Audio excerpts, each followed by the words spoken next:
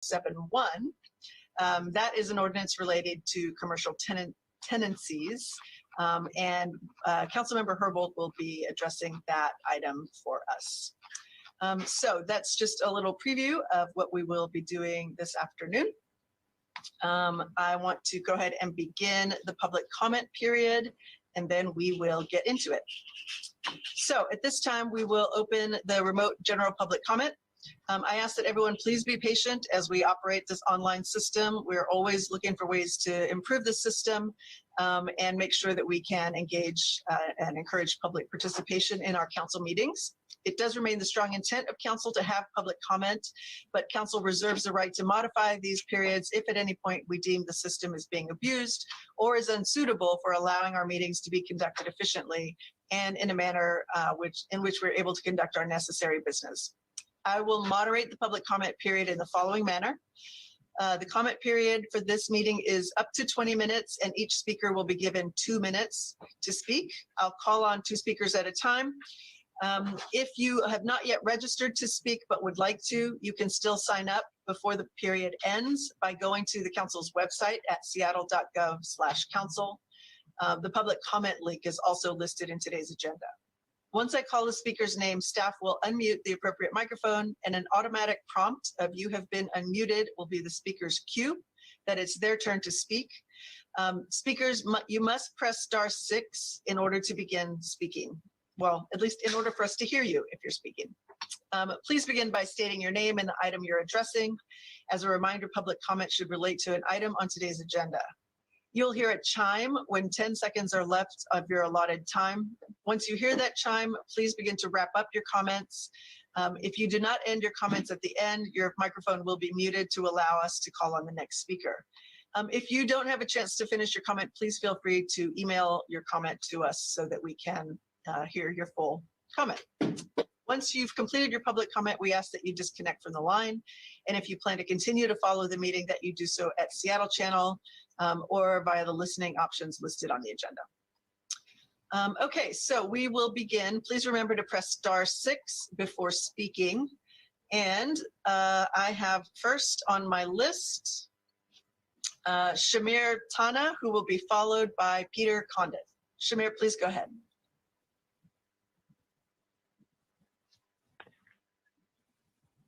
Hi, my name is Shamir Tana. I'm a District 7 resident, and just in order, community member, I'm calling out today to ask council members to lift the provisional and the $28 million for participatory budgeting. PB must be equitable, it must center Black lives, it must be designed and held by the community, not by the city. Steering community members should be selected from the communities that are most likely to be harmed and killed by systemic racism and violence. Examples: Black women, trans or gender non-binary people with disabilities. Furthermore, they need full-time compensation.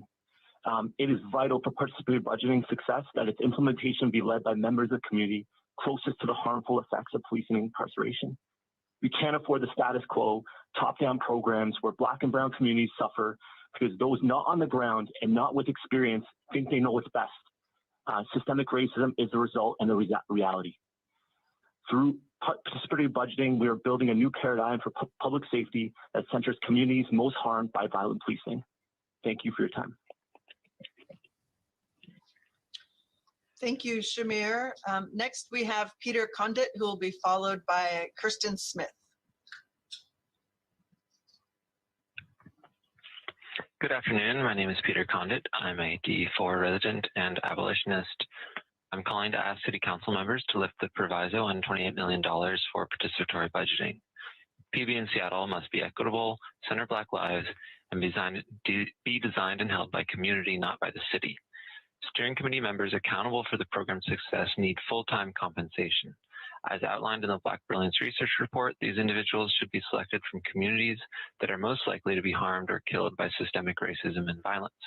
This includes, for example, Black women, people who are trans or gender non-binary, people with lived experience of homelessness, Indigenous women, and people with disabilities.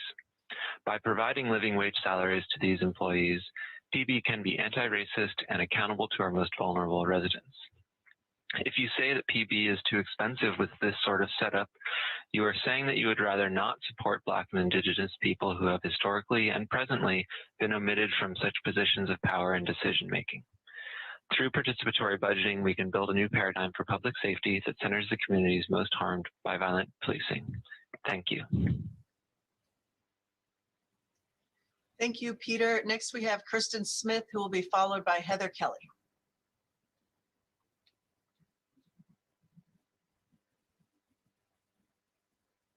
Good afternoon. My name is Kirsten Smith. I live in District 1, and I work on public policy for the Seattle chapter of the American Institute of Architects.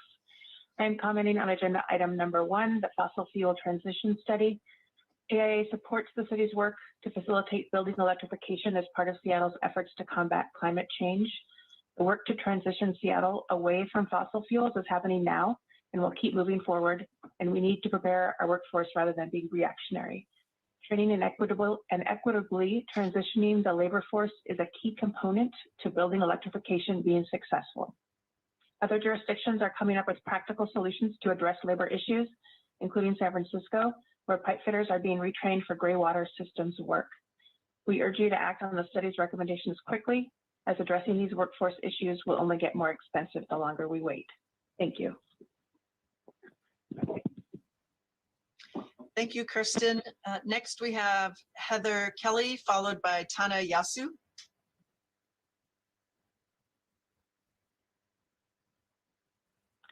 My name is Heather Kelly. I live in District 6, and I'm here today on behalf of the League of Women Voters of Seattle-King County to speak in support of participatory budgeting. The League is a nonpartisan organization dedicated to defending democracy and empowering voters. With those goals in mind, we urge the Council forward in implementing a fully funded participatory budgeting process. The League supports a budgeting process that builds on the incredible groundwork laid by the Black Brilliance Project, where participatory means not only inclusive, but also fully transparent. The League's committed to supporting transparency throughout this process through its volunteer corps, public education events, and by urging city officials to make themselves available to Converge Media. Thank you, Councilmember Morales, for this morning. The South Seattle Emerald and other outlets calling for investment in the Black community. The League is also calling on other historically white-led organizations who've not come forward to support this process to do so now.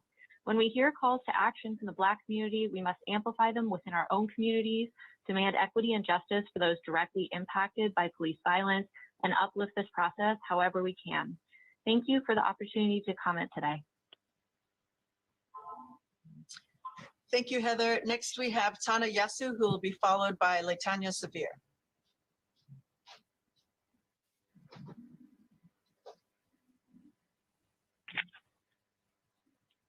Greetings and good day. Can you all hear me? We can, thank you. Yes, good. Good day, one and all. I'm Tana Yasu. I reside in District 1. I'm also on the Seattle Women's Commission, and which I am a co-chair.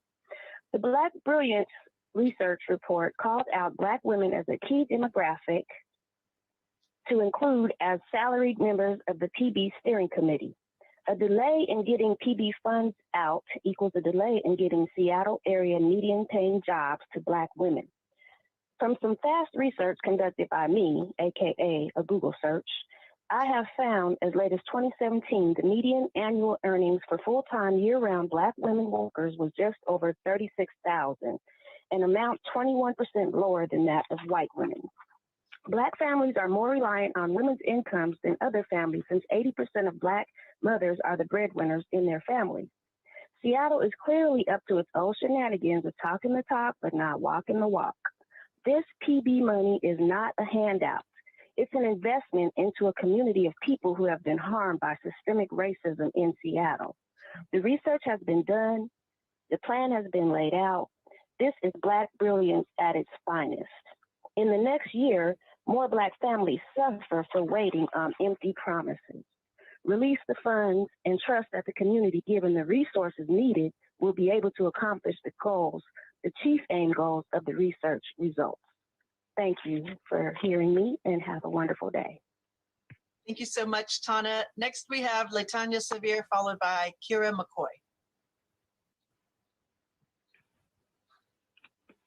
Hi, good afternoon. My name is Latonya Savir. I'm a 38-year-old Black queer non-binary person renting in D2. I'm also the co-lead of the Black Branch Research Project, which worked with over 100 community researchers who are primarily Black and Brown folks. This research included the voices of thousands of community members to design a Black and community-led participatory budgeting process. I'm calling to ask City Council members to lift the proviso on the $28 million for participatory budgeting. PB is a democratic budgeting process that allows all citizens to take part in their future, including our young people as young as 10, folks who are currently and formerly incarcerated, folks who have undocumented status, and others who have been excluded from the electoral process. PB in Seattle must be equitable, center Black lives, and be designed and held by community, not by the city. Steering committee members accountable for the program's success need full compensation.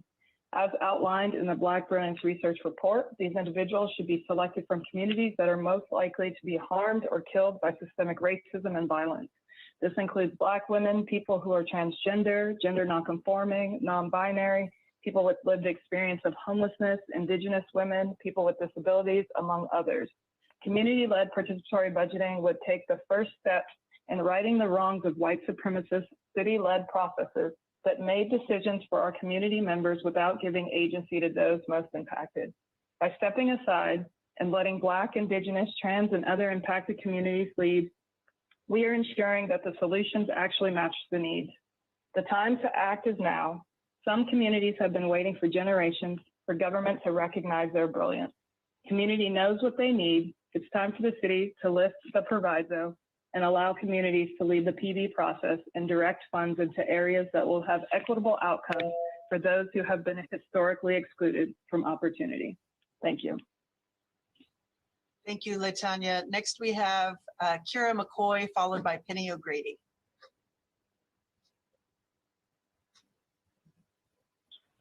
Hello, members of the committee. My name is Kira McCoy. I'm addressing the participatory budgeting item. I'm a District 4 resident. I'm a clinical instructor at UW, and I'm also a co-chair of the racial justice team at the University Unitarian Church, which is a congregation in Ravenna. We have over 200 members. I'm requesting that you lift the proviso on the $28 million for participatory budgeting. Through my work at church, we've examined how our own congregation and leadership are overwhelmingly white, and some members of color have struggled to feel welcome, have felt hurt by microaggressions, or have felt left out of program budget decisions. Even though we are well-meaning liberals, we have institutional racism, just like universities, just like cities. As a white person, I felt a desire to fix these issues quickly and to take the reins. However, I've learned to pause, to honor the wisdom of people of color in my institution, and to follow their guidance to come together to address problems. And we really will have a stronger community if Black, LGBTQ, disabled members can decide how money is spent in our church, not just a few select leaders at the top. And that's why I support participatory budgeting, because at the city level, I believe the most impacted people should have decision-making power. And this is just a small slice, a very small slice of the big pot of city funding.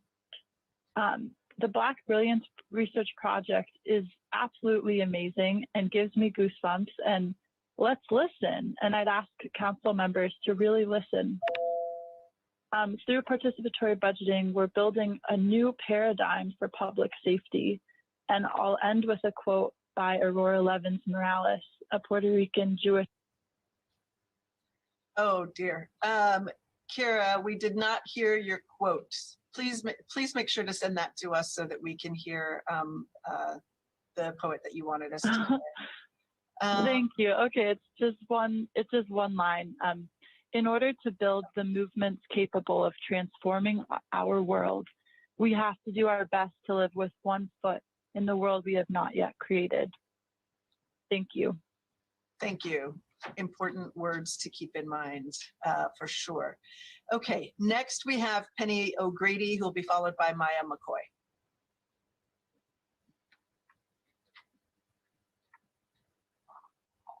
Hello, hello, council members and everyone. My name is Tana O Grady. I live in District 6, and we are a proud union family, and I want to state my continued support for participatory budgeting, specifically done according to the roadmap laid out by the Black Brilliance researchers, which centers Black lives, will be designed and held by community, not by the city. I'm asking you to release the $28 million in funding already budgeted for it. Do whatever you can to speed up the process. The funds are much needed now to build a more responsive and caring city. Meeting people's needs and building community while breathing new life into the democratic process are all effective solutions for true public safety. Policing is not. Policing does not make me feel safe. PB is a powerful tool that works on all these levels. Oh, and what Latonya said, and also goosebumps for sure. Thank you. I yield my time. Thank you, Penny. Next, we have Maya McCoy, followed by Nick Manning. Penny, Maya, please go ahead.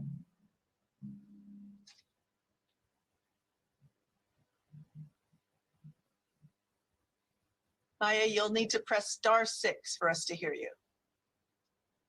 Oh, can you? Okay, perfect. Thank you all for your patience. So my name is Maya, and I live in Wallingford, District 4, community member and organizer with CARW, and I've been really excited.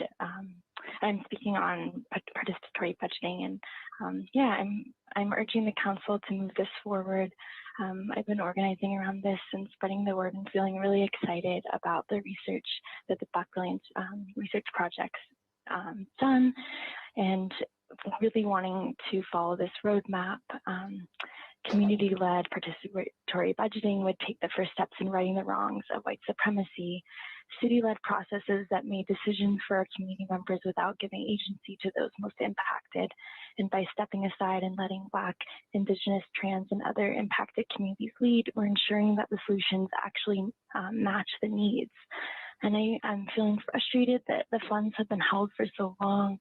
I feel like safety is the most important thing, my top priority, and I feel, yeah, kind of angry that we're not prioritizing it for my Black neighbors in the way that me as a white body is, and I think that those most impacted should be on the committee just making the decisions, and that they should be paid for their time.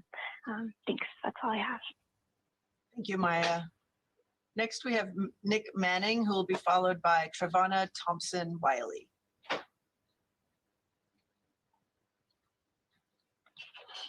Hey, good afternoon, everybody. I hope you can hear me. My name is Nick Manning. I'm a Seattle resident. I live in District 3, and I'm here representing the Washington Physicians for Social Responsibility, which is a statewide organization of health professionals working on some of the biggest challenges to our health, namely climate change.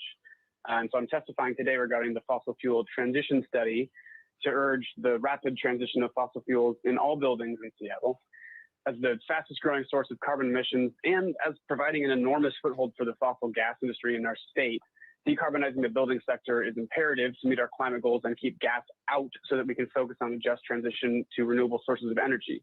Although beyond that, while I am a climate activist, what compels me to believe in this that this is the most important climate campaign in our state at this moment in time is not necessarily the implications for climate change, but rather the implications for health. And as an organization representing health professionals, I've been really at the forefront of some of the really damning information that's been coming out in studies recently. I mean, we're talking about a 42% increased chance of asthma symptoms in children growing up in a home with a gas stove. We're talking about levels of indoor air pollution from just 1 hour of cooking with the gas stove that would be illegal by EPA standards if found outdoors. I mean, we have these heating appliances, ovens, and all the ways that gas seeps into our indoor environment and lingers are causing irreversible harm to our health, especially those most vulnerable and the immunocompromised younger and older populations as well. Seattle already passed a strong commercial energy code to eliminate fossil fuels in most commercial multifamily buildings, and now it's time we bring the rest of our buildings up to the same standard, especially for homes relying on gas stoves and ovens. Our health really can't wait. And I urge the immediate transition from this body. Thank you so much for your time. Thank you, Nick. Next, we have Trevana Thompson-Wiley, followed by Amy Wheelis. Trevana, please go ahead. Hi, I'm Trey from Black Action Coalition. I'm a District 2 resident. I'm also a Columbia resident. I'm calling to ask City Council members to lift the proviso on $28 million for PB. PB in Seattle must be equitable, center Black lives, and be designed and held by community, not by the city. Steering committee members accountable for the program success need full-time compensation, and they should definitely be Black. As outlined in the Black Brilliance Research Project, these individuals should be selected from communities that are most likely to be harmed or killed by systemic racism and violence. This includes, for example, Black women, people who are trans or gender non-binary, people who experience homelessness, Indigenous women, and people with disabilities. Seattle PB Steering Committee needs to be consistent with the community members who are most likely to be harmed by racist policing and incarceration, which is why they should be Black, Indigenous, and trans folks and folks who are disabled.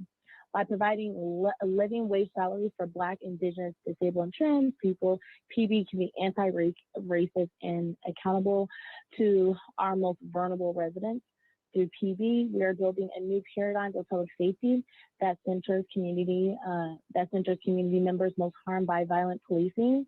And I would lastly like to say, if Black Lives Matter, I would like to see the Seattle City Council prove it by making sure that we invest in the Black community, and that when we say that we're going to do something, we actually do it. And I yield the rest of my time. Thank you. Thank you, Trevana. Next, we have Amy Wheelis. And colleagues,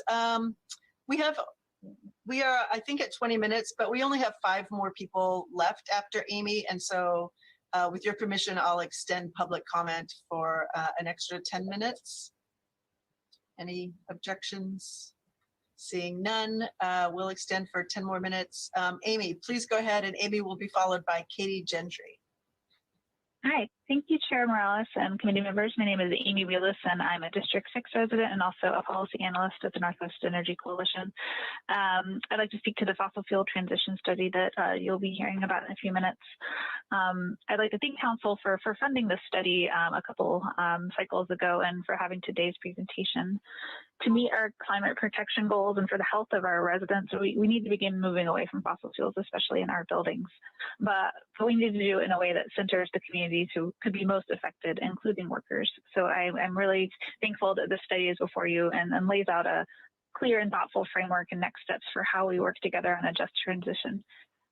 But now we need action from Council. We hope the Council is able to move forward with stakeholders and communities quickly on things that we can do now and tomorrow to address the fossil fuel use in our buildings and the climate crisis.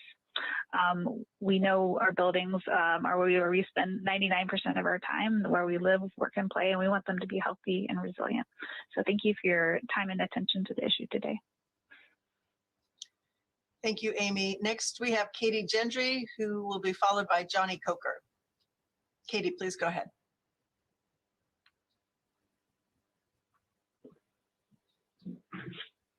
Hello, my name is Katie Gendry. I'm a District 6 resident, renter. I'm calling and emailing to ask City Council members to lift the proviso on $28 million for participatory budgeting. PB in Seattle must be equitable, center Black lives, and be designed to be held by community, not by the city. Steering committee members accountable for the program success need full-time compensation. As outlined in the Black Brilliance Research Report, these individuals should be selected from communities that are most likely to be harmed or killed by systemic racism and violence. This includes, for example, Black women, people who are trans or gender non-binary, people with lived experience with homelessness, Indigenous women, and people with disabilities. Through participatory budgeting, we are building a new paradigm for public safety that centers communities most harmed by violent policing. Thank you. I yield my time. Thank you, Katie. And I do want to remind everybody that whether you rent, own, or are experiencing homelessness, you're still a neighbor and a resident in this city. So thank you for calling in. Johnny Kocher will be followed by Lynn Hirely. Johnny, please go ahead. Thank you for the opportunity to comment. I'm speaking about agenda item number 1, the fossil fuel transition study update. My name is Johnny Kocher, and I work for RMI, an independent nonprofit working to shift towards a low carbon future. All electric homes are an affordable solution and necessary for reducing emissions from our built environment. RMI has conducted extensive analysis of the economics of electrifying single-family homes in a variety of different cities across the United States. RMI's 2020 report, The New Economics of Electrifying Buildings, concluding that an all-electric home in Seattle is $4,500 less in upfront cost and $4,300 less in lifetime cost than a mixed-fuel home. In 2019, Frontier Energy found similar results in their report submitted to the California Energy Commission, in which an all-electric home in San Francisco saves $5,700 upfront and over $4,000 over its lifetime. The reason for these cost savings is simple. An all-electric building does not need to install natural gas infrastructure inside of it, while a mixed-fuel home does. Electrifying existing buildings can also be done affordably. In 2020, NRDC submitted comments to the California Energy Commission that found that code-compliant gas furnace plus AC system costs 14% more than a baseline heat pump, a code-compliant heat pump. Additionally, recent RMI analysis of a Harvard T.H. Chan School of Public Health study found that burning natural gas in buildings costs the state of Washington $543 million in health costs annually. Seattle has already taken the first step on eliminating most fossil fuels in commercial and large multifamily buildings. Now we need to bring all other buildings up to parity. Thank you. Thank you, Johnny. Next, we have Lynn Hirely. Forgive me if I'm pronouncing that wrong, followed by Matthew Offenbacher.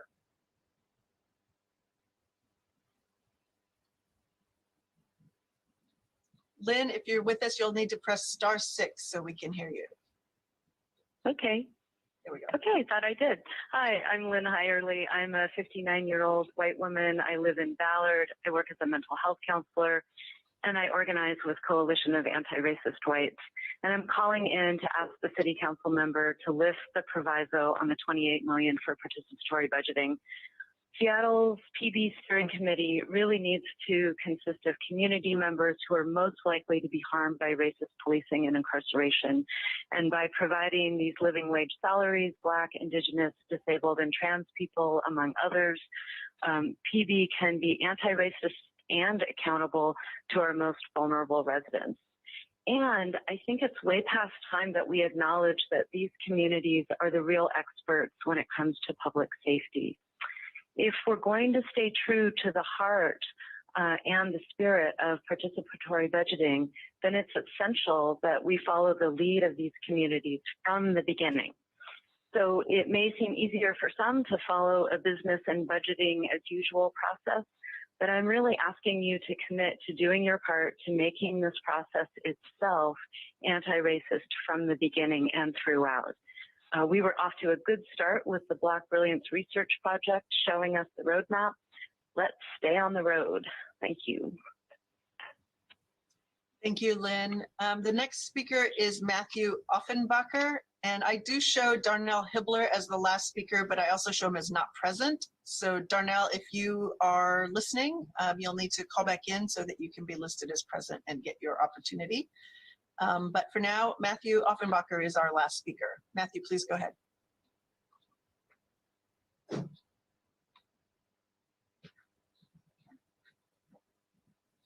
Matthew, you'll need to press *6 so that we can hear you.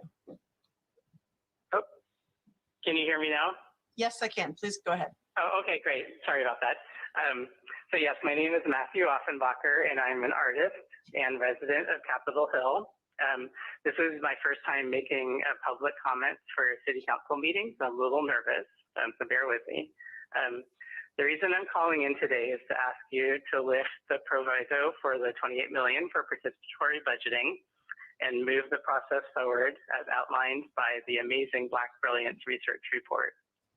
Please make sure participatory budgeting will be organized by a non-governmental nonprofit and that it's led by a full-time steering committee that's selected from communities that are most likely to be harmed or killed by systemic racism and violence. We have in the past and continue to spend obscene amounts on policing and incarceration. It's abundantly clear that this approach does not work to create public safety. The new ideas we need will emerge from the grassroots of the communities that have the most information and experience of being harmed by the way things currently are arranged. Participatory budgeting will direct city funds to these grassroots while also getting everyone who has a stake in Seattle's future involved and invested in this process of change. Participatory budgeting is a crucial part of what we need to try to create the future Seattle that I want to live in, where everyone can be safe and flourishing and surrounded by beauty and abundance. Please lead us towards this future, lift that proviso, let participatory budgeting proceed, and make sure that it is led by those communities that have been and continue to be most harmed by policing. Thank you. Thank you, Matthew. I do show Darnell Hibbler as the final speaker, but he is still not here. And so I think I'm going to go ahead and close out public comment. Thank you, everyone who called in. And Darnell, if you are listening, please go ahead and email your comments to us. We'd be happy to receive your comment that way. So let's go ahead and move on then to our first agenda item. Will the clerk please read item 1 into the record? Item 1, Fossil Fuel Transition Study Update, Briefing and Discussion. Thank you, Lakeisha. So just to set this up quickly, in 2019, Council asked OED to provide an analysis of the jobs and wages of those who are directly employed by the fossil fuel industry, and to provide a little bit of a forecast of what our regional job growth could be in clean energy sector. So, this is really important as we look to reduce or eliminate our reliance on fossil fuels. We also need to be prepared to get ready for a just transition for workers in these industries. As we are building a green economy, we need to make sure that folks don't get left behind. So we've asked OED to come and present the findings of the study.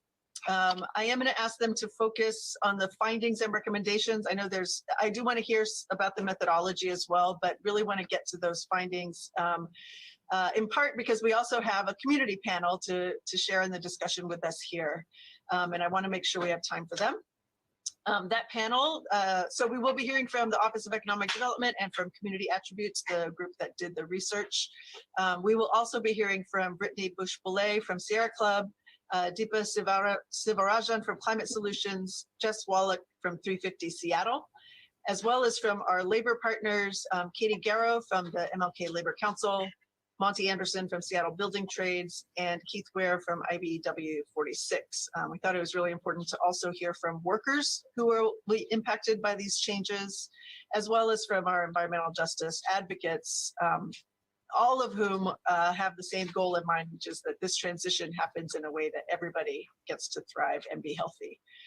So I will hand it over to OED to begin, and I will start by introducing Interim Director Pamela Banks, and I'll leave it to you to start your team. Please go ahead. Good afternoon, and thank you, Councilmember Morales and other council members for the opportunity to share our results on the fossil fuel transition study with you today. We're really excited. This comes at a great time as we are looking at how we can use this study and this job growth industry to help recover from COVID. Our research group, Community Attributes, are going to provide a detailed overview of the job forecast, and they're going to do it very expeditiously. And again, we are just really, it's really important to consider the impacts that these jobs have on not only the BIPAC community, but those who have been disproportionately displaced from their jobs after the pandemic. And as part of our recovery efforts, we're working to connect more of our Black and Brown residents to careers in the economy so that we can build back better. Similarly, we're needing to ensure that there is access and worker transitions from fossil fuels to clean technology jobs that offer healthy, family wage sustaining jobs for all of our residents. And we're going to wrap up the presentation with recommendations for next steps, and then we'll open up the conversations for our guests. I'd like to introduce Nancy Yamamoto, who is the director of our workforce and key industries team. Nancy, take it away. Thank you. Good afternoon, council members. And I know that we have a lot to cover, so I'll move through these slides fairly quickly.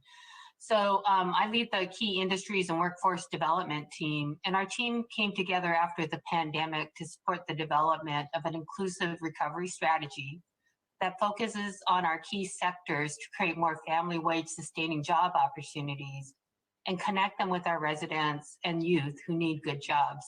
So the sectors we focus on include green business, maritime and manufacturing, and technology.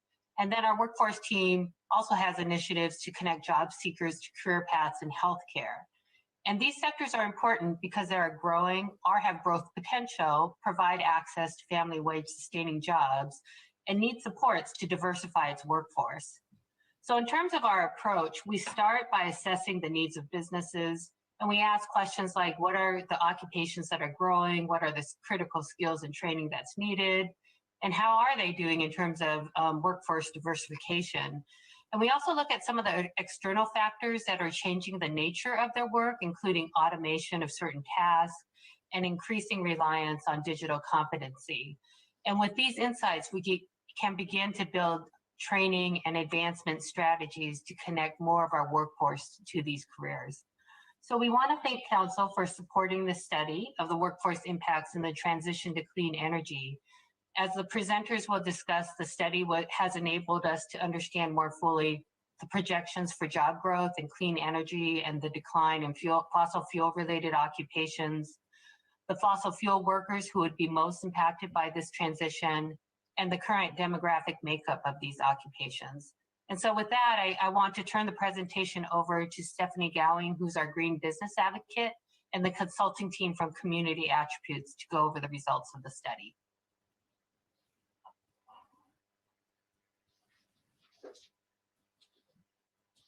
Thank you, Nancy. My job as the Green Business Advocate is to help grow businesses focusing on reducing, reversing, or preparing for climate impacts and ensuring that there is equitable access to good paying jobs and ownership of those businesses. I do this through hearing from businesses to support their unique growth challenges and through programs such as the EnviroStar Green Business Program, which recognizes businesses' sustainability efforts and links them to local rebates and incentives, sharing partner resources on our clean energy resource map, or connecting business owners such as Edwin Waji, owner of Sphere Solar, to opportunities like our Career Connected Learning Grant. In 2019, Council requested, thank you, for an analysis of jobs wages on those employed in the fossil fuel industry. I'll be brief. The request included a forecast of clean energy jobs, stakeholder input, and recommendations to implement. In early 2020, we conducted an RFP, a request for proposal, for an analysis, and a study committee with diverse backgrounds was pulled together and selected Community Attributes as the lead researcher. The study committee agreed to stay engaged to help provide insights from their experiences and bring voices from their stakeholders and customers. And once we received approval to move forward with the study, we finalized the scope of work with Community Attributes, and I'm going to hand it over to Chris Medford, President and CEO of Community Attributes, to go over the study's definitions, methodologies, and findings. Thank you, Stephanie, and thank you, OED, and good afternoon, council members. My name is Chris Medford, and I am President and CEO of Community Attributes. I have Madalena Kalin from my team as well, who will walk through some of the findings, as she did a lot of the heavy lifting on the analysis. As an economist, a study like this comes with challenges. We've done many, many studies like this over the years, and the challenge is agreeing to what is a definition of what we're talking about. And the data that economists are able to work with sometimes don't fit the complexities of the needs. To that end, the project leadership, we had a lot of input on how to define the industry moving forward using the economic codes with the data that are available. There are a lot of industries that rely on fossil fuels and are ripe for conversion to clean energy, such as the construction industry that some of the public comments spoke to, that are a big part of this transition over to the green economy. This study focused in part on those industries wholly tied to fossil fuels to find those occupations that we for sure would need to transfer over to clean tech type work moving forward. I'm going to let the slide move forward there. I'm not sure who's driving, but next slide, please. As I mentioned, the definitions are important. So we did some secondary research and learned what other institutions did and how they agreed on what the definition of clean technology and clean energy industries were. Massachusetts Institute of Technology has done a lot of leading research on this, and that was helpful. All of this is necessary for a study of this limited scale to be able to use existing data to get into how many jobs and occupations are tied to each of those industries. I'm going to leave it there for methods and turn it over to Madalena for findings and recommendations. Hi, everyone. Good afternoon, council members. I'm Madalena Kalin, Senior Economist with Community Attributes. Thank you for the opportunity to present today. Jumping onto the key findings of the study. As part of this study, we looked at the outlook for the clean energy industry. We talked to stakeholders, and the Seattle clean energy industry leaders see a strong outlook for job growth, even with continued COVID-19 impacts. There's potential for new clean energy friendly recovery programs and policies at federal, state, and local levels in the coming years, and that could further strengthen and stabilize the industry. Our data analysis and our metrics that we produced to take stock of this fossil fuel and the clean energy sectors have shown that the King County's job market has a greater number of jobs in the clean energy sector than in fossil fuels. Also, clean energy jobs are more likely to offer wages greater than the area's median wage of $69,000 for King County. Clean energy industries include about 11% of jobs in categories with above average wages compared to 8% for fossil fuel industry. One other important key finding is that as the transition to clean energy accelerates, there is a need for deliberate action to address existing racial and gender inequities in the workforce, which our analysis has revealed. Recommended actions include focusing on demand-side interventions to support high road employment, effective workforce and stakeholder engagement to support co-led efforts to grow good jobs, and targeted training interventions for the upskilling of workers. The transition from fossil fuels will impact occupations in the fossil fuel industry differently, depending on the transferability of knowledge and skills. For some occupations, workforce retraining can be relatively straightforward. Workers can update their skills from fossil fuel work to clean energy work in the same industry. For example, automotive service technicians and mechanics of ICE vehicles will likely require some level of EV-related skills training. For other occupations, worker retraining will be harder, especially when taking into account the impacts of automation. For example, pipe layers who are relying on fossil fuel dependent skills will need job training and transition support for specific occupations with transferability of skills and knowledge. This research also looked at the impact of automation on the occupations under consideration in fossil fuel transition. And it specifically found that freight laborers and construction laborers, which are two occupations that are fossil fuel dependent, have the largest percentage, also have the largest percentage of workers of color, and were the most impacted by automation in the future. Amongst other findings and takeaways are an increase in employment in construction and building trades due to an increased demand for electrifications and efficiency improvements. There are also various administrative, legal, financial, and business services, so kind of support and admin jobs that are not necessarily unique to either the fossil fuel or clean energy sector. So as these jobs presumably have skills that are transferable from one sector to the other. Next slide, please.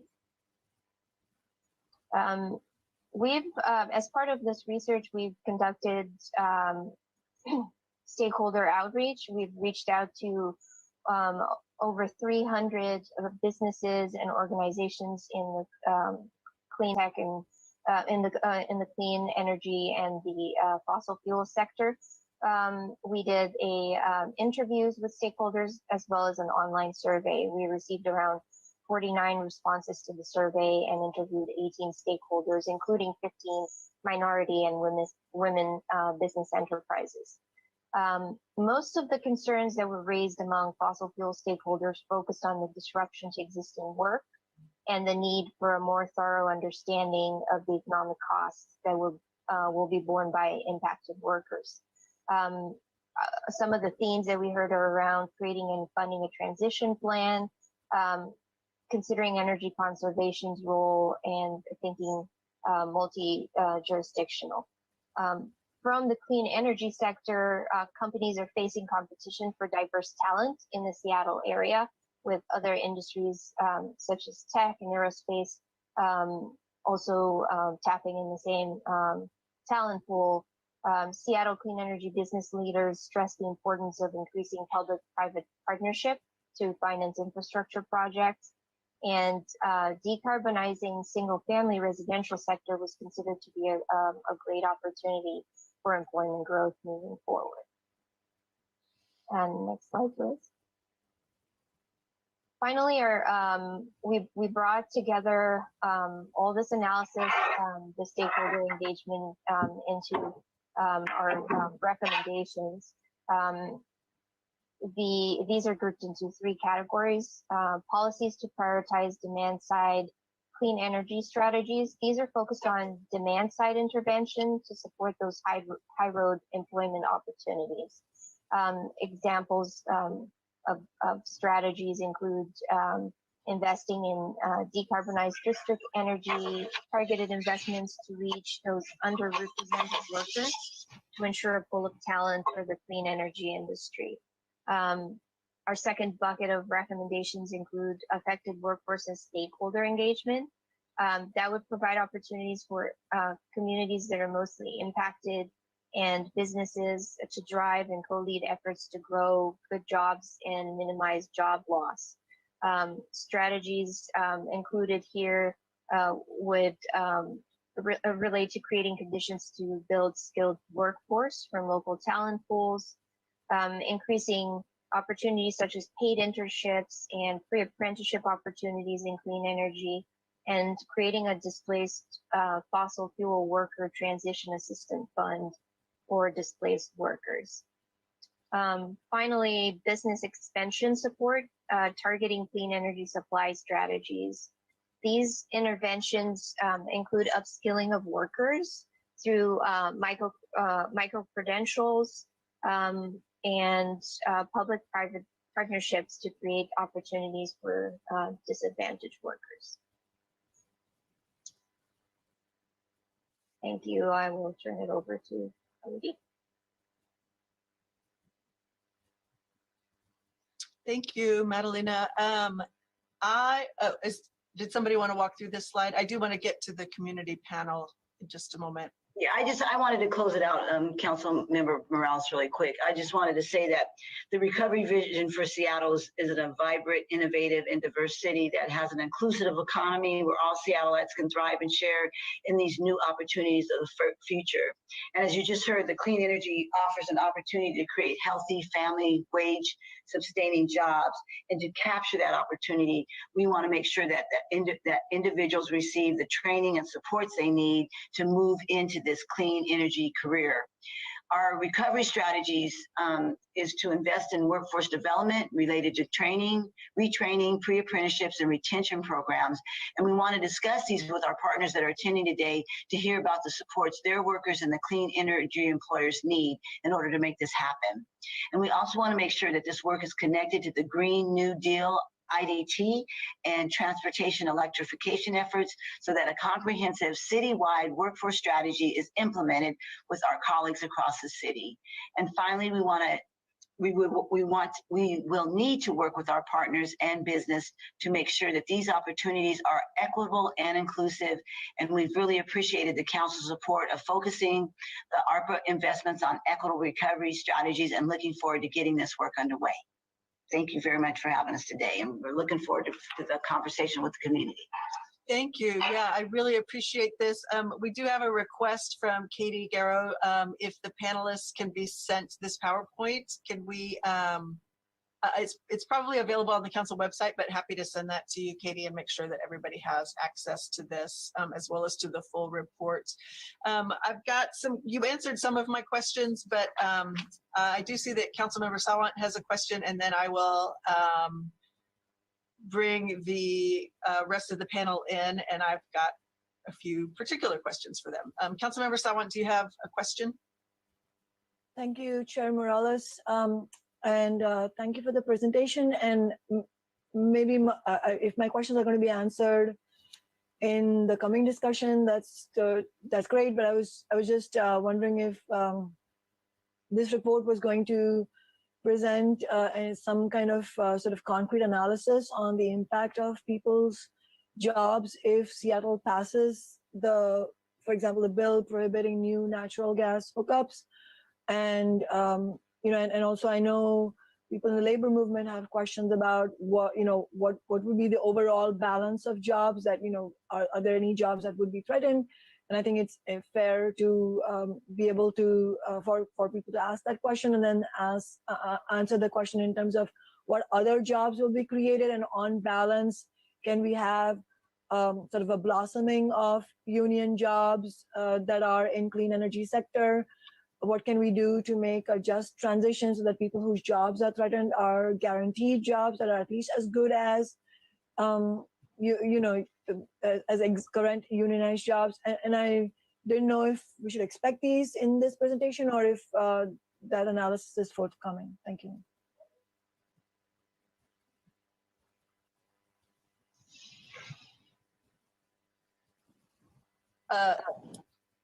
Director Banks or Chris, do you want to respond to that? And then we'll bring, I had similar list of questions, so I do want to bring the panel in because I'm sure we will all be talking about the same thing. Well, so Chris, can you, thank you, Chris. Sure, thank you, sorry. I appreciate the question, Councilmember Sawant. We did not analyze explicitly that policy action in terms of the job impacts. I do believe with home construction and home contractors and building contractors in general, there are some very specific occupations that Madalena and team found that will need retraining for new opportunities. And the pipe fitters is a good example of one where the natural gas pipe fitting is just a skill set that will be in less demand with clean energy. It's not to say that those individuals don't have transferable skills. They probably do. There'll just be some retraining that's necessary to be able to meet those needs. There are examples in clean technology and clean construction, such as heat pumps, for example, where there is piping involved, but it just might be to a lower demand of the quantity of those workers. So as the industries migrate and turn over within each industry and within each application of trades from fossil fuels to clean technologies, there are undoubtedly some retraining that is necessary as a part of that. And the trades, all the trades, the labor unions that help organize some of the trades, they will certainly be engaged as part of that transformation happens. With apprenticeships and everything else, they're going to be focused on keeping up with the technology. I would expect it to be as much driven by demand, especially in the Seattle markets, as much as policy. So hopefully between those two forces, vibrant conversion can happen and positive economic benefits will follow. Can we go ahead and take the presentation down? I'd like to bring the rest of the folks in and maybe go ahead and just ask Monty and Keith and Katie Garrow from Labor Council. Thank you to everybody who's presented so far. Maybe I can just ask our labor partners to sort of respond to the questions and your reactions to the report. I'd be interested to hear your thoughts about how your sector might be affected by this. Okay, I'll go ahead and jump in. Okay, Keith Weir. Keith. Oh, you got me. You beat me, didn't you? I'll go ahead, Monty. I'm just kidding. That's all I yours, heard buddy. the head of the building trades. You go ahead, Monty. I'll hop in a second. Thanks. Well, thank you for putting this together. Obviously, the building trades here in Seattle, my local just turned 125 years old, and most of us been operating for over a century here in Seattle. So we have seen every kind of transition that can happen in a major city. Could you imagine what the mechanical and the systems and things look like 100 years ago? So this is nothing new to us, transition to new technology. Some of the things worry me a little bit, obviously, because I'm about family wages and benefits. Not only wages, but benefits. We want people to retire with dignity and be able to retire and live in the home that they could afford when they were working, in the field by the hour. So that's my job's easy. I just get to concentrate on working class families and opportunity. So around this, I always have concern, like in 2008 and 9, when the ARA money came out, we had this huge influx of money. And all of a sudden, whenever you see a pile of money, you see people kind of come, and a lot of these training programs popped up. Oh, we're going to teach caulking of windows, or we're going to teach heat pumps, or we're going to teach solar. When the building trades already do that through state-approved apprenticeship programs. So what we did is we had a lot of pop-ups coming, and young men and women being taught something that wasn't transferable to an apprenticeship or a long-term job. And the underserved communities, once you how do you say it's nicely? You can only fool people so many times before they lose the ability to believe you anymore. And I saw hundreds of people come back to the building trades that had kids that had gone through these 5, 8, 12-week programs with no certification or no job. And the ones were offered were $15 an hour, no benefits. So I think as we see this, we're going to see a lot of people thinking, oh, there's this new technology. Well, it's not really new to us. We do that. Everything that's done in a building, the building trades do. There's nothing, I would press anybody to show me something that we're already not training for with good family jobs. So one thing I just want to make everybody aware is if anybody's got this new thing that only they can teach and is proprietary, be careful because we can do it all. Fair enough. Thank you, Monty. Keith, did you want to chime in here? Yes, thank you for your time this afternoon. No, pretty much echoing what Monty said, the red flag for me is always the word, we own, building trades own apprenticeship, right? I am from a licensed craft. I do a 5-year apprenticeship to obtain my license. I'm the past board chair and I sit on a pre-apprenticeship now, work in concert and everything with those programs, but those programs actually offer wraparound support services and get folks into living wage, not jobs, careers. I hear the J word all the time, and that kind of upsets me. My career field is not a job. You come to meetings, we'll have a building being built, and the anti-folks come in and they say those are all temporary jobs. No, my entire career is temporary jobs. It's a career filled with temporary jobs that pay above apprentice wages here, the $69,000 a year median income. So just a little raw, as Monty said, that the whole ARA funding piece didn't go as we expected. I mean, we tried our best, but for all the money that flowed, you tell me what we got for it. I don't think we got the biggest bang for the buck that we could have out of that federal money. We have the Biden administration pushing his plan that's coming now, and hopefully we'll get it, but we got to be a lot smarter, and we need to make it actually work. That last piece, the solar, the piece in there about solar and wind came out of that. Well, in the union sector, we don't own that market. Shame on us. Should have tried harder, but a lot of those jobs are not good paying jobs in that industry, regardless of what you hear. They are not union wage jobs. They're not prevailed.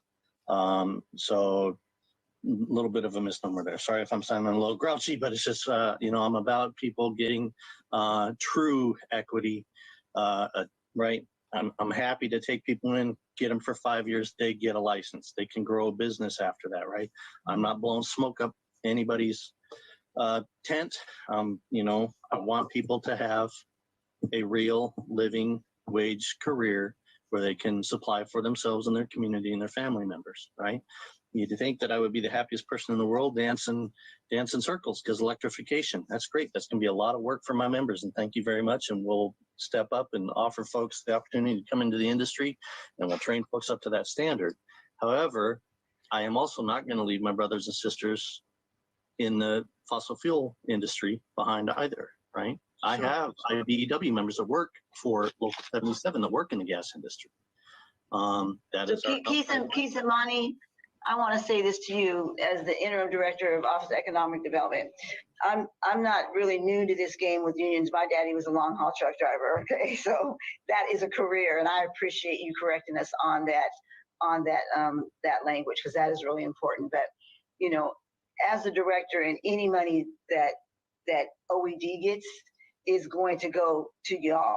I don't believe in like putting people through pre-apprenticeship trainings and they sit on a bench for 2 years or a year to get into an apprenticeship if we can come straight to the union. So, you know, my commitment to y'all and to the unions, who I was a union member forever until I got into management, is to support what you have going on and not to reinvent the wheel. And these are careers. And, you know, a lot of the work I do, especially in Black and Brown communities, is, you know, you don't need a college degree or putting all these people going through college, getting in debt to do the work to obtain the careers that y'all have. And so again, we're looking to you. You're our partners in this. And so it's not us giving some money to some agency to do pre-apprenticeship or apprenticeship training. I'd rather go straight to the unions and work through organizations like the Workforce Development Council, people that have those connections with you all. So I want to bring in, thank you, Director Banks. I want to bring Brittany and Deepa in to see, get your perspective on the report itself, and really just this broader issue of how we mitigate. If you think there are ways to make sure that we're mitigating and lay the groundwork for a transition that really supports workers and also addresses the broader clean energy issues that we're looking at. So your reactions, Deepa or Brittany? Thank you, Councilmember. I actually like to defer to Jess from 350 to start us off, and then we can chime in as well. Thank you. Sure. Thanks all. And thank you so much, all the folks who worked on this report. It was really tremendous to see this come together. And I love how this conversation is starting out with like very explicit understanding of like, when we're talking about what are the opportunities in the clean energy economy that we're growing, let's talk about what's going to take care of people. That feels so important and resonant with the values of the Green New Deal. But there I am resonating. I just do want to introduce myself briefly. I'm Jess. I'm an organizer with 350 Seattle, and we're a grassroots climate group with over 10,000 members in Seattle and King County. We co-launched the Seattle Green New Deal campaign in 2019 with Got Green, and have since then been proud to work in coalition with community and labor to pass transformative measures like Jumpstart Seattle. And y'all probably have some context, but just to seed this for us, like we began exploring how to transition our homes and buildings off of fossil fuels back in 2019, and got so far as working with some council members to introduce a policy, and heard some really valid feedback from folks on this call and partners in labor that there was a lot more work needed to understand how fossil fuel industry workers would be impacted and plan for that workforce transition to make sure no one was left behind. So in the fall of 2018, we paused policy discussions and then worked with leaders at MLK Labor Council and a lot of the council members here to win funding for this study in the 2020 budget. So it was really great to be here with you all, be together for the report back and discussing next steps. I think, you know, a quick reaction, I want to make sure that my partners also get time to share, is that this is a really great time to be having these conversations. The report and the Green New Deal Oversight Committee coming online. This is the moment to take bold action in transitioning our homes and buildings off of fossil fuels, which is tackling Seattle's fastest growing source of climate pollution. It's also, as you heard in the comments from folks giving testimony today, essential for health and safety of Seattle residents. And as we just heard from Keith and Monty, to ensure that as the clean energy economy grows, all of these new jobs or careers, that they're good living wage careers accessible to all. So, you know, 350 Seattle is really excited to see that this report offers concrete solutions for how to equitably begin that transition. We broadly support the recommendations in the report, and we're really looking forward to working with both the city and labor partners on how to implement them to equitably phase out fossil fuels and build a healthy, clean energy future for all. I'll pause there because I know we've got a good bit to get through, but Deepa, maybe I'll hand it to you and invite you if you want to talk a little bit about like what that means for community, since I will cut mine off a little short. Yeah, absolutely. First of all, thank you to council members and staff for having me as part of today's panel. I'm Deepa Sivarajan. I'm the Washington Policy Manager at Climate Solutions, which is a local nonprofit working to accelerate clean energy solutions in the Northwest to address our climate crisis. And I just want to start off by, framing this issue as one of public health, racial justice, economic justice, and climate mitigation, particularly around buildings. There's kind of no question that we need to be able to start our phase out of fossil fuels in the built environment, which Seattle has already committed to through the Green New Deal legislation and a number of other policies in making greenhouse gas reduction commitments. There are enormous health impacts from the use of particularly gas, but also oil in buildings, including indoor air quality concerns and outdoor air quality that leads to health burdens for particularly for frontline communities and communities of color. And so we're coming from a place of really wanting to collaborate with everyone here to make sure that these solutions are equitable and include a just transition, but understanding that our baseline is we need to stop using fossil fuels. There's just no way around it. We're really pleased that Seattle has already begun work on this transition. We were thrilled that the city adopted a strong energy code earlier this year that eliminated most uses of fossil fuels in new commercial and large multifamily buildings. That was a great step, but we need to make sure that all other buildings are also brought up to speed so that people who use those buildings, which include tenants, homeowners, workers, pretty much everyone in the city, that those folks get the same health and safety protections that are now going to be built into new commercial buildings. And we know that this movement is happening already. Seattle Public Schools has recently made commitments to stop using fossil fuels in their buildings and vehicle fleet. And so we're really just hoping that the city can be a leader in this as well. So we'd really love to get started with everyone here in developing policies that commit to clean, safe buildings while also incorporating the report's recommendations. I'm very excited by some of the demand side solutions that Madalena touched on in the presentation, which hopefully can create a path towards clean energy careers for the workers who could be most impacted. For example, we'd love to work with you all on investing in decarbonized district heating systems, which can use pressurized pipes running hot and cold water to provide heating and cooling for buildings. There are also great examples from other cities who have passed building electrification policies. For example, San Francisco paired their building decarbonization policy with installing gray water and stormwater infrastructure. And so we would love to find those spaces of common ground to work together. We also, broadly support recommendations for community scale decarbonization, that is targeting neighborhoods as a whole for a planned move off of fossil fuels. This can be a great way to address neighborhoods with particular needs, such as those with higher levels of air pollution. But I want to emphasize that any decarbonization efforts, especially for existing buildings, need to be paired with strong anti-displacement policies. The frontline communities who face the biggest health burdens from air pollution, particularly communities of color, should get to live in clean, safe homes, but they should also not have to worry about being priced out of those improved buildings. And that same principle holds true for affordable housing. I'm going to stop there and let Brittany speak a little bit as well, but yeah, we're really excited to see this report and see that there are concrete solutions or concrete steps at least that have been identified to start this transition. Thank you, Deepa. Brittany, please go ahead. Thank you, Deepa. Thank you, everyone. Thank you, Council, and everyone else on the panel. I'm really excited to be here. My name is Brittany Bush-Bolay, and I'm chair of the Seattle group of Sierra Club. Sierra Club is a broad, volunteer-led environmental organization working across the United States and in Canada. And we're working hard on building electrification, both locally and nationwide, because we know it's an area where we can get big results in improving both health and the climate. I'd like to talk really quick about why we need to act on buildings. just to emphasize, a report from the United Nations released earlier this month clearly states that expanding the use of natural gas is just incompatible with the Paris Climate Agreement and keeping global warming to 1.5 degrees Celsius. And another recent report from Energy Innovation shows that meeting the Biden administration's national target for cutting climate pollution by 50% by 2030 means that all new buildings must be all electric by 2025. So it's clear that the urgency is there.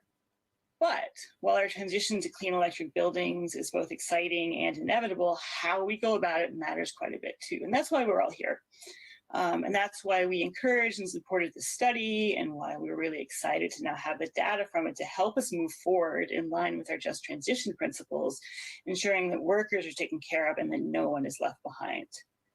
We know and we see from the study that some workers are going to need help transitioning into new jobs or careers, and specifically good paying, secure union jobs with good benefits. And we're really ready and excited to back policies that aid this, including not only job retraining and placement, support services such as childcare and technology access and financial incentives or assistance too.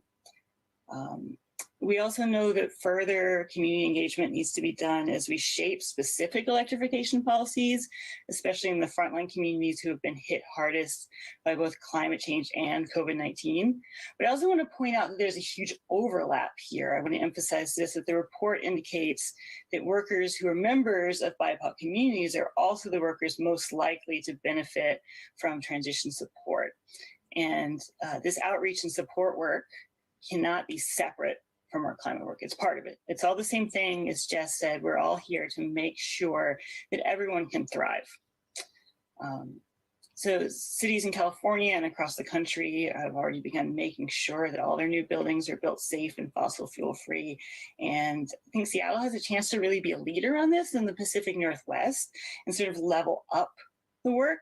And so I'm excited that we can take the data from this report and we can all work together and model a truly equitable process that can be used to improve the lives of everyone in Seattle and also inspire other communities as they move forward in this work. So I thank you all for your partnership. Thank you so much, Brittany. I do want to mention that Debalina Banerjee from Puget Sound Sage was intending to be here. She had an event come up, and so she was not able to make it, but really want to thank her because she's been an integral part of all of these conversations. Katie, I think I am going to leave it to you to have the last word here. We do need to move on to our next agenda item, but I wanted to give you a chance to bring it home for us today. Awesome. Thanks for the opportunity. Katie Garrow, I'm the Deputy Director at MLK Labor. I use she, her pronouns. I'm also a member of Labor's Local 242 construction union here in King County. And I think that like what I have learned about doing this kind of work, just transition work, in the last 5 years at the Labor Council is that the devil really is in the details, and that the work of transitioning to a cleaner economy really is about meticulous analysis of who will be harmed and what lies on the other side. And I love that Jess sort of told the story of how we got here, because it was rooted in us saying, okay, if we're going to change the rules around how natural gas is used in the city of Seattle, then we need to understand exactly who will be harmed. And I heard Councilmember Sawant say, hey, can we really drill down on that? And who are we talking about with what policy and what will happen and how much will it cost?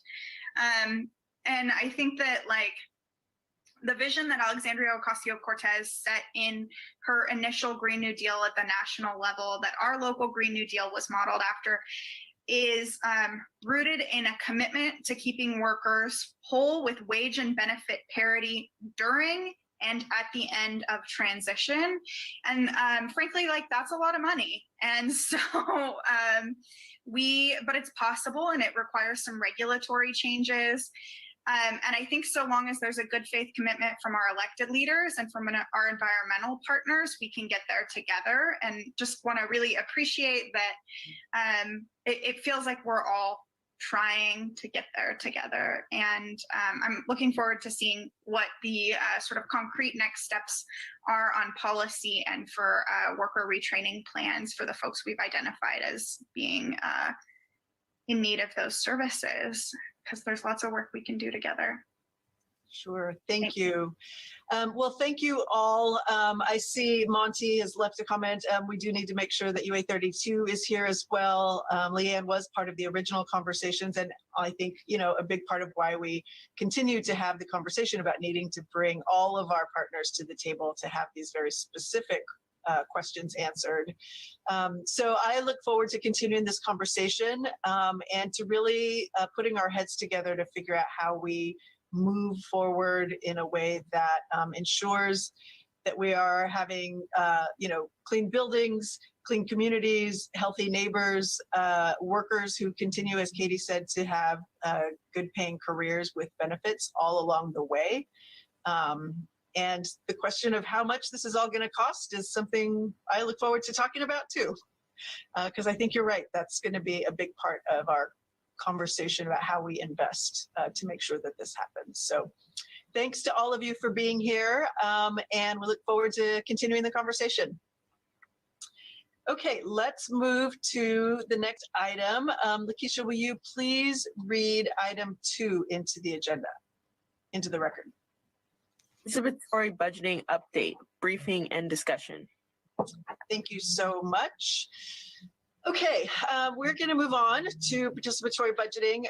I do want to sort of set the background again for this conversation. In the wake of George Floyd's murder last year, we heard from community members, particularly from Black and Brown community members, about the need for deep systemic change in all kinds of systems in how this city runs, but especially about how we allocate resources for community safety. One proposal that we unanimously supported as a council was a participatory budget process that would allow our neighbors to vote on how to allocate some portion of city resources so that folks in our communities could have a say in how we share power and how we share resources in the city. This isn't just about, you know, trying to reform the police department, which is something we've been working on for a long time. This is really about a reallocation of public dollars and investing in a way that reverses generations of racist policies. I believe as a council, we have a moral imperative to begin dismantling the existing power structures that are rooted in anti-Blackness, and really find new ways to share power and to share decision-making. I think participatory budgeting is an important first step in that direction, and I'm really eager to keep this policy moving forward so that we can get the money out the door. So today we're going to hear first from Amy Gore from Council Central staff, who will walk us through the draft legislation.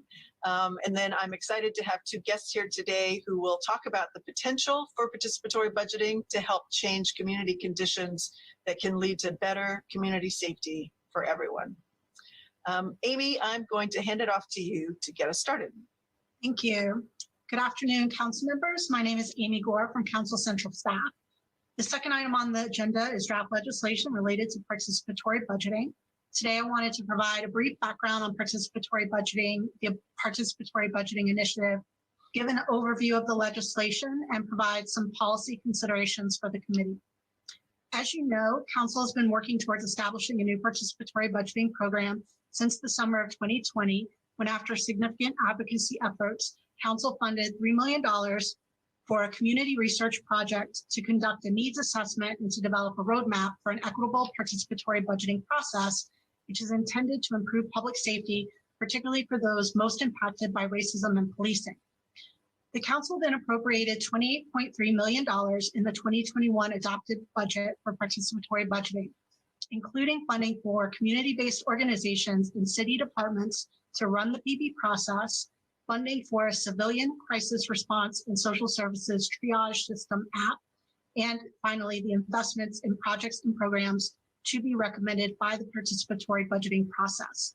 These funds are currently held in Finance General under Proviso.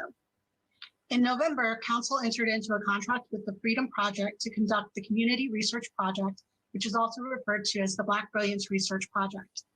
The project team conducted extensive research about community safety and community needs, which provided the basis for the team's recommendations for the city's participatory budgeting program. Their recommendations identified community needs to support participation in the program, a framework for an equitable PB process, and recommended priority investment areas, which were discussed previously in presentations at council briefing and this committee. Since then, the executive has worked with the Black Brilliance Research Project team to develop a program spending plan based on their recommendations. On March 30th, the executive provided a memo with 2 approaches to the participatory budgeting program. Those 2 options are included in the attachment to the memo on today's agenda. I'll briefly describe them. The executive's first proposed option would authorize the Department of Neighborhoods to issue a request for proposal for a third party to administer the participatory budgeting program. They estimate it would cost $7.5 million and would take 5 to 8 months to develop and issue the RFP, negotiate the contract, and give the third party time to hire staff before the participatory budgeting program could begin. The third party administrator would be responsible for hiring and managing the steering committee recommended by the Black Brilliance Research Project, providing technical support and expertise, and managing funds to reduce barriers to participation, such as digital equity initiatives and youth fellowships. This option also included $375,000 for the Department of Neighborhood staff to provide administrative, data, and logistical support as requested. The executive's second proposed option would authorize the Department of Neighborhoods to run the participatory budgeting program, including hiring 15 independent contractors to form the program steering committee. This option was estimated to cost $2.6 million and would take 3 to 4 months before the program could begin. Under both options, the participatory budgeting program would take 6 to 10 months after the initial setup described in the 2 options. The draft legislation is included in today's agenda. It is intended to move the participatory budgeting process forward, but does differ from the options proposed by the executive, which I will highlight momentarily. First, the legislation would lift the proviso imposed by Council Budget Action FG4A2 on approximately $18 million in finance general. As I mentioned, this is only a portion of the total participatory budgeting funds, and the remainder would stay under their original provisos. Second, the legislation would create 3 new positions at the Seattle Office for Civil Rights to work with community to develop and issue a request for proposal, to select a third-party administrator, to negotiate and manage the contract, and to staff the participatory budgeting program, which would include coordinating internal city staff and collaborating with external partners in support of the program. Third, the legislation would appropriate funds to support these positions. Because the participatory budgeting funding is one-time funding rather than ongoing, the legislation appropriates sufficient funding for these positions through 2023, which is $1.08 million. It also includes $15,000 to support community participation in the development of the RFP and in the selection of the third-party provider. The legislation also imposes 2 new provisos, first on the funds appropriated to SOCR, and second on the remaining funds in finance general. Finally, the legislation includes a ratify and confirm clause, which would allow SOCR to begin work before the legislation becomes effective. So, for example, they could begin writing job descriptions, things like that. That concludes the basics of the legislation, and I do have a few policy considerations that I wanted to highlight for the committee.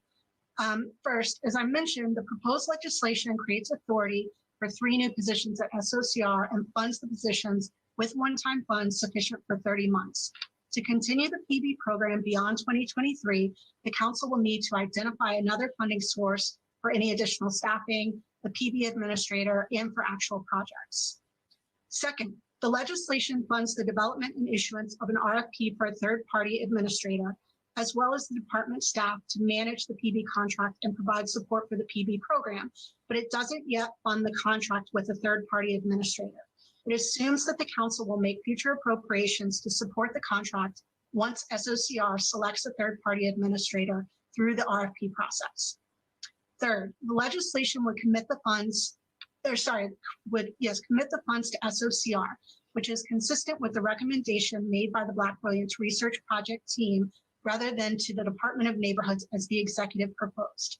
This would be an expansion of the duties of SOCR but could build off the collaborative grant-making work that was used to develop the community alternatives to incarceration and police requests for proposals previously. This action would have no effect on the Your Voice, Your Choice program, which is the existing participatory budgeting program run by DON. Fourth, the council's original intent was that this PB program would occur in 2021. However, as demonstrated by the executive's memo to council, the process to set up the PB program will likely take several months, meaning that the actual PB program will not begin until the end of 2021, with the bulk of the program being conducted in 2022. Fifth, Deputy Mayor Washington's March 30 letter lists several issues and suggested council address them in the proviso lit. Those issues included race and social justice considerations, pay equity, organizational capacity of the third-party administrator, and potential legal limitations on project funding and voting eligibility. The legislation does not address these issues specifically. Instead, it depends on SOCR, the community stakeholders, and organizations responding to the RFP to ensure that the proposed PB program considers and addresses them appropriately. I also wanted to raise the fact that an RFP does require additional time and resources from organizations to prepare proposals. The legislation would provide an additional $15,000 to support community participation in the development of the RFP and to create a more equitable RFP process. It could also include technical support for bidders or other supports identified by the community and SOCR as they develop the RFP. Finally, as I mentioned, the funding provided by council is in the 2021 adopted budget. It anticipates funding a civilian crisis response app. This legislation does not fund that and would require future council action to fund that project. And that concludes the policy considerations that I wanted to highlight about the legislation. And I'm happy to answer any questions for council members. Thank you, Amy. I don't have any particular questions right now. I know this pretty well by now, but I will see if my colleagues have any questions for Amy before we move to our special guests. I am not seeing anything. Oh, Councilmember Herbold, please. Thank you. I was just wondering, Amy, could you talk through the implications of not acting on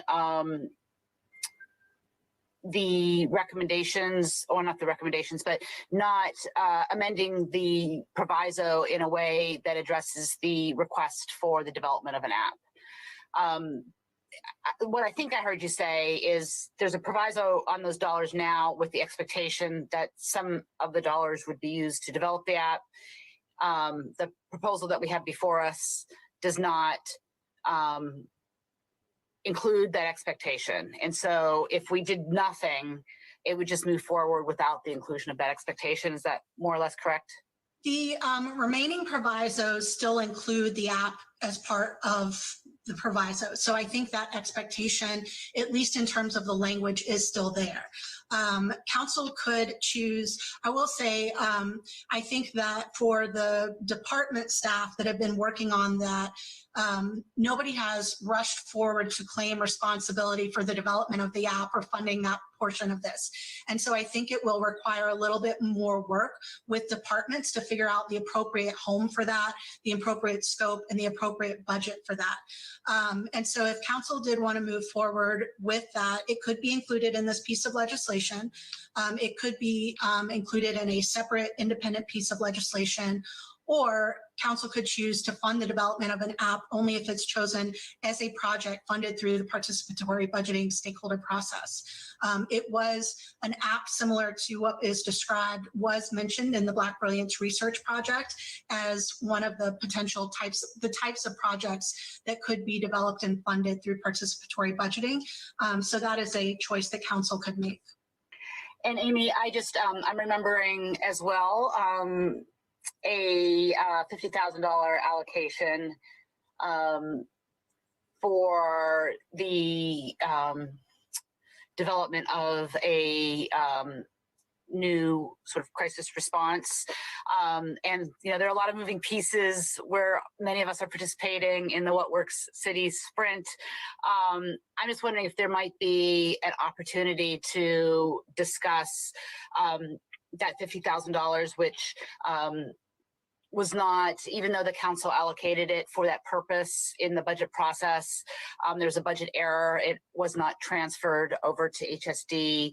And so they're not currently working on that element. But if there is a funding need associated with the development of the app, and the stakeholdering shows that there's still a need for somebody to develop an app, that might be a source of funding that we want to consider. That sounds very much in line with the original intent of that funding, I think. Thank you. Thank you, Councilmember Herbold. Okay, let us move on. Amy, please, I know you'll stay, but questions may come up as we continue through this conversation. So I am very excited to have two guests here today to talk about this process. We have invited New York City Councilmember Carlos Menchaca, who represents District 38 in New York City. They have 51 city council members there, so imagine what their central staff must go through. So District 38, I'm excited to share, has produced the highest number of PB voters citywide and welcomed voting by residents regardless of immigration status. They had middle school students participate in their process. So I'm excited to hear from the council member about how things work in New York. And then we also have Sean Good, who is the executive director of Choose 180. Which I know many of us already know is an organization that partners with institutional leaders to connect young people to opportunity, to empower them with choice, and to teach them skills necessary to avoid engagement with the criminal legal system. So Sean and Councilmember Menchaca, thank you so much for being here. I wanted to ask you both to just sort of share with us your perspective as you think about participatory budgeting. Councilmember, one of our goals for participatory budgeting is that it be a tool for community development, that it really foster civic engagement, helps create better relationship between community and the city, and that we build capacity and resilience in our communities. So we are thinking about, in order to achieve those goals, what kind of short-term and long-term measures of success we might have. So I'll just put that out there as sort of a broad question, but would also love to hear from you a little bit of your experience in New York. Wonderful. Thank you. Thank you, Councilmember Morales, and all of you council members that are on this committee today.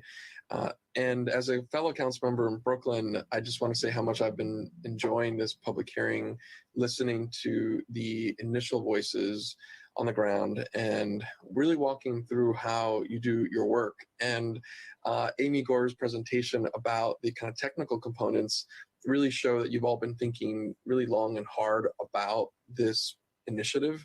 And as someone who is now 7 years deep into participatory budgeting in the district, and as Councilmember Morales said, we are really thrilled with the incredible response from our community. And I'll tell you a little bit about who they are. I got to tell you, you're on your way. You're in the right direction. The compass is pointing north. And I'm just here to say, take that leap. And I'll talk to you about a little bit about what we've seen in the leap that we've taken in New York City. First, I want to talk about the district itself. With the highest participation, we have over 50% of the residents who are living, the some 200,000 people in our district, are foreign born.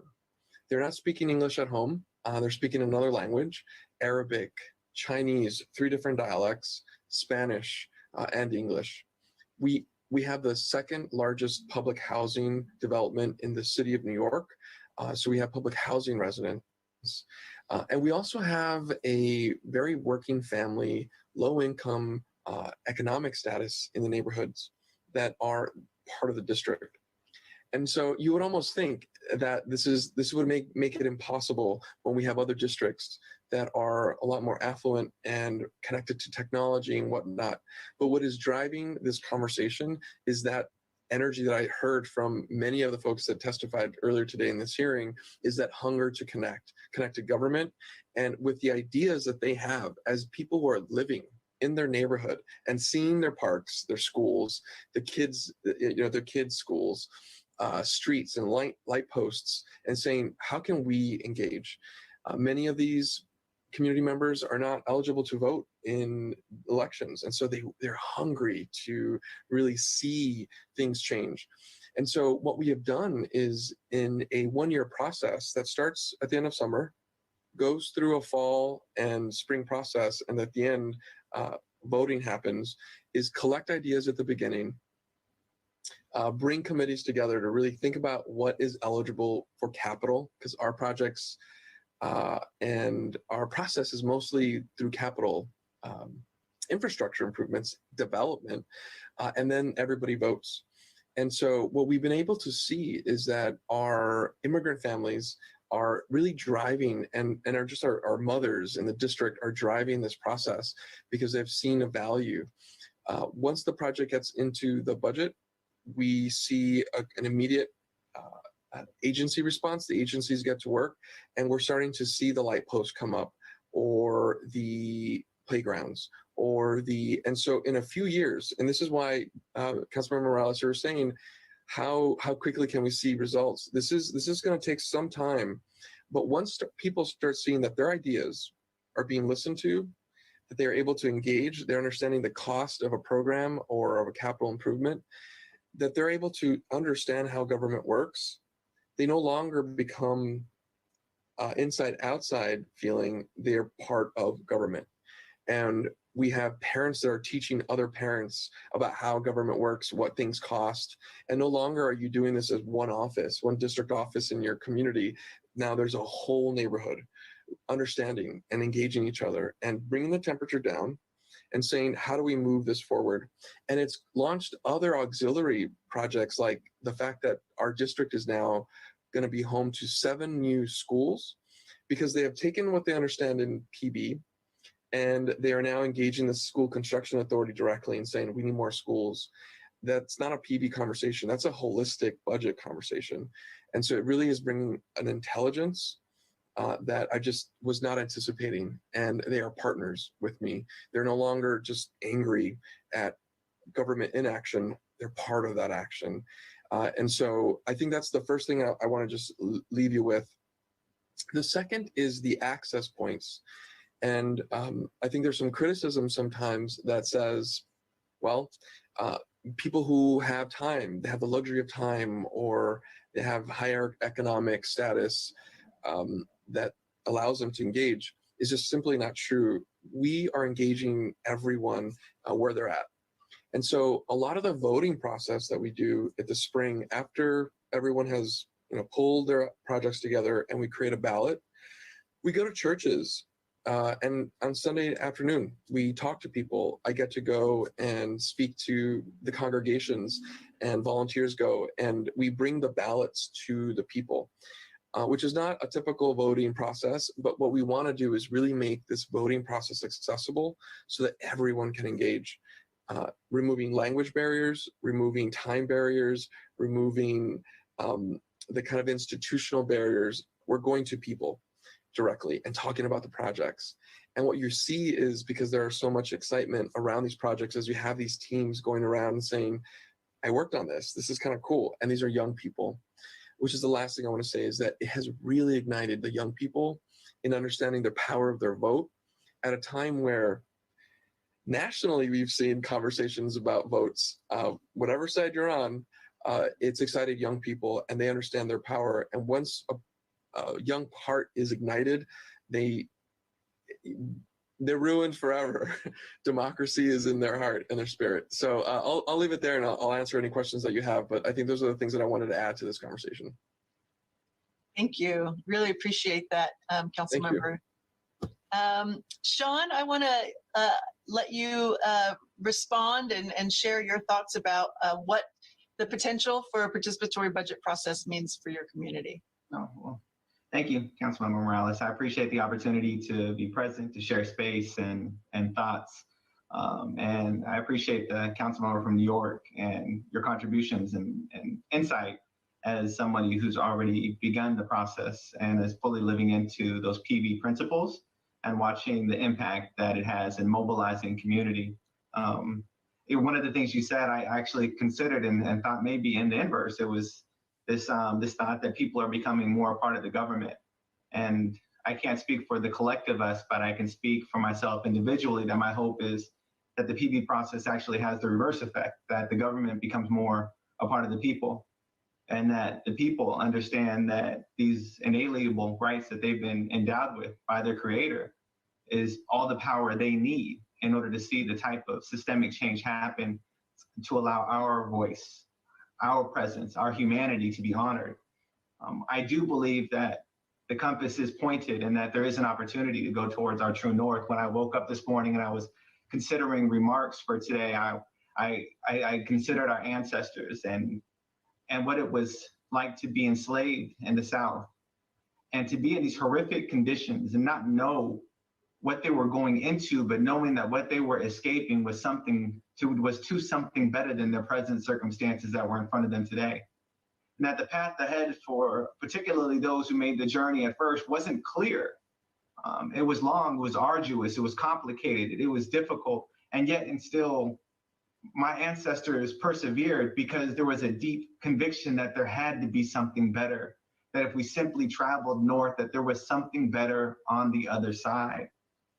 And after experiencing what has been dubbed the Seattle process over and over and over again, watching Black and Brown and Indigenous people of color in our community, our voices become politicized and used for posturing for the sake of advancing agendas or re-election campaigns, it's unmistakably clear to me that what we need to do is begin to travel a new direction and bring the collective us along with us as we move forward to a place that builds hope and prosperity in communities that have been historically marginalized and under-resourced. Now, anybody listening and all of us that are on the Zoom call right now know with great certainty that $28 million is not even going to begin to make up for the economic inequalities that are present in the Black community, and the economic inequalities that have impacted the Indigenous ancestors that are still holding on and living in the Seattle area today, the economic inequalities that are visited upon our relatives that are people of color, our brothers, sisters, and our non-binary siblings. It's not going to begin to make good on the injustices that have been perpetrated against Black bodies by law enforcement in the city of Seattle. It's not going to begin to make good on the gentrification that continues to happen day in and day out. It's not going to begin to make up for the inequalities in access to food and as our friends in the labor movement so wonderfully put, actual careers and not just jobs. It's $28 million. What we can do with this $28 million is begin to blaze a trail forward that then speaks to how we allocate resources in the future, and a process that we can instill that says this is the right way to spend money that's coming from taxpayers in the city of Seattle to be able to meet the needs of those of us that have been pushed to the farthest to the margins. Now, what that looks like in the context of today is a timeline that is nothing like what many of us would hope it to be. I mean, yes, we need the money urgently, but I would much rather personally make sure that the path that we're traveling is one that's full of equity and not expediency, and that an equitable path forward that honors the voices of those that have been impacted is the one that we choose. Now, in the Black Brilliance Research Project, they were quite clear in the feedback they got about the Department of Neighborhoods. I'll call out a couple of things just for the sake of this conversation. That in the research project, it said that Dawn was ineffective at deeply engaging with BIPOC communities, that people felt that Dawn ignored and overpowered community voice, that they didn't follow up with community after the voting was done, and that they broke trust and haven't meaningfully repaired the harm. And they said what they wanted was, from the lead city department, was someone who was experienced engaging with BIPOC communities, that a department that would be patient and starting to work until the community extends the invitation to begin. So not a department that was going to dictate start and stops, but was willing to be actually led by community. And somebody was going to lift up the participatory budgeting priorities that were set by the community and actually operate in a true partnership that is relational and not just transactional. So this is where we find ourselves in this conversation about the Office of Civil Rights in the city of Seattle, which I think personally is uniquely positioned absent of bias by virtue of the fact that its existence is to uphold what is right and to call out what is wrong, regardless if that right or wrong is being done by the executive or by the council. That this entity in itself, by virtue of its positioning, is uniquely placed to be able to do this work that the Black Brilliance researchers data says is being requested to be brought forward. Now, it's going to take longer. And according to Amy's report and what she shared, it's also a more costly way forward. But what is the actual expenses of doing things in the way that we've always done them? What is the gradual cost of us self-sacrificing by surrendering to the supremacist timeline and relinquishing our authority to white dominant culture and effort for us to be able to get things done in a hurry? This 28 million is not going to build the dam that we need. If anything, it's just a larger bucket for us to pull water up from our communities that we're already drowning in.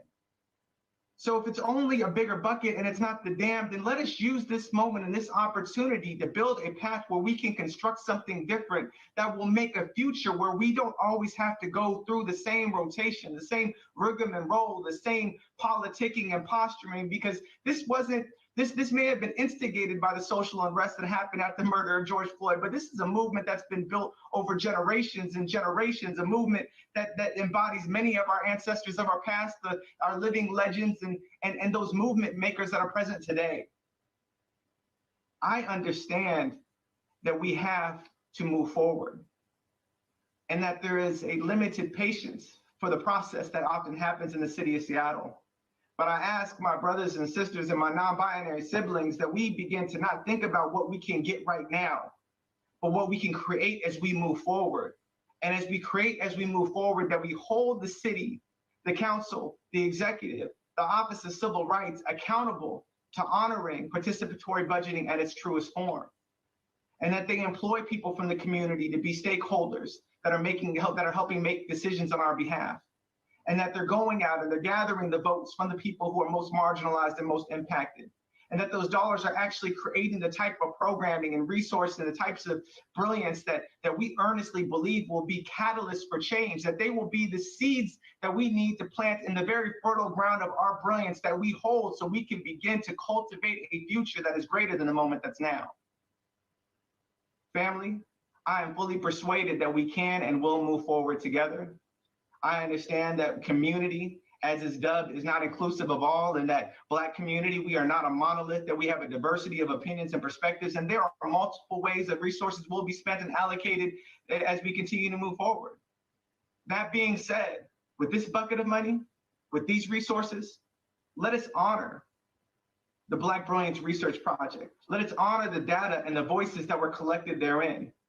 And let's use these dollars to not just fund projects that may last a season, but to plant seeds that will last generations. Well, thank you, Sean. I think it's really, I appreciate everything you said. Thank you so much. You know, the thread here is that between what you and Councilmember Menchaca said is just that we are planting seeds, we're blazing a trail, we have a future ahead of us, and what we need to be really thoughtful about is how to use this resource in a way that leverages, you know, the real possibility and not just investing in sort of the typical business as usual. This is about trying something new, and we might not get it right. And we have to be okay with that. And we have to know that we are starting something new and bigger than we've done before. And if we have to course correct along the way, we'll do that. But I think it's really important now more than ever not to let the perfect be the enemy of the good, as they say. So thank you. Thank you for that. I see Councilmember Peterson has a question, and other colleagues, if you have a question, please raise your hand in the feature. Councilmember Peterson, please. Thank you, Chair Morales, and thank you everybody for being here today. And welcome to our council colleague from New York City. Appreciate your being available to us. In terms of how it's done in New York City, and you said it's been going on for several years there. You mentioned capital projects as the focus. Is there a reason that you have capital projects as your focus rather than social service programs or other types of interventions like that? Thank you, Councilmember Peterson, for that question.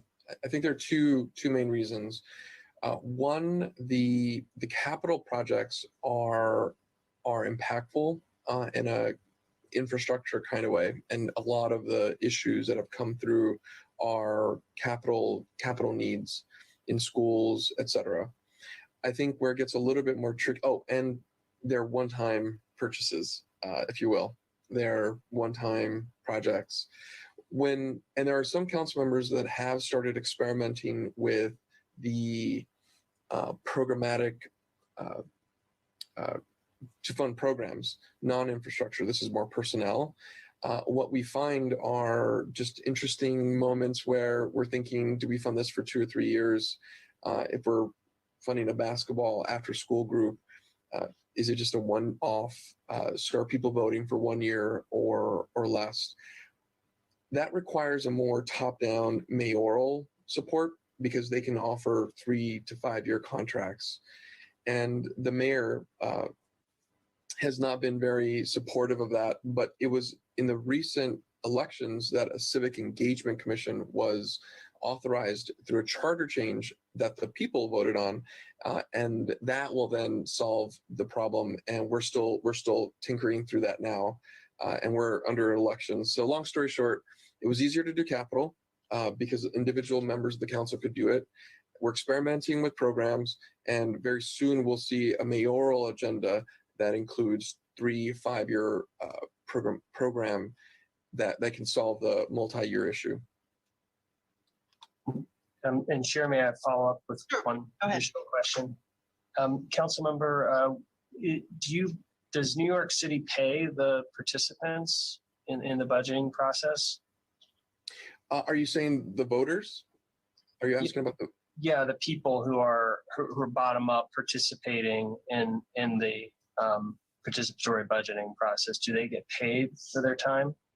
So the only folks who are essentially getting paid through this process are central staff that manage the processing of the ballots, the consultants that we bring on to help us with a marketing strategy. But essentially, most of the work is built from the ground up in district offices of volunteers. All the committee members that are thinking through some of these pieces, these questions about eligibility are driven by volunteers. The city agencies are already doing this work. They're the ones that are going to be implementing or already part of the city infrastructure, and they're mandated to sit with us and talk through things at the community level. But a lot of this is volunteer driven at the community level through community boards, community board style infrastructure, and are not paid. Thank you. And just to clarify, Councilmember Peterson, in New York City, and Councilmember Menchaca, correct me if I'm wrong, the way participatory budgeting works there is that each council member gets an allotment for participatory budgeting for your district, which is why your district staff are so much more involved. Is that correct? That's correct. That's a really important distinction, as everyone across the country and the world is kind of experimenting. I get about $5 million a year to my discretion. I can do whatever I want with those $5 million. I choose to take 4 of those 5 million and bring them to the community for decision making, and that's what starts the process.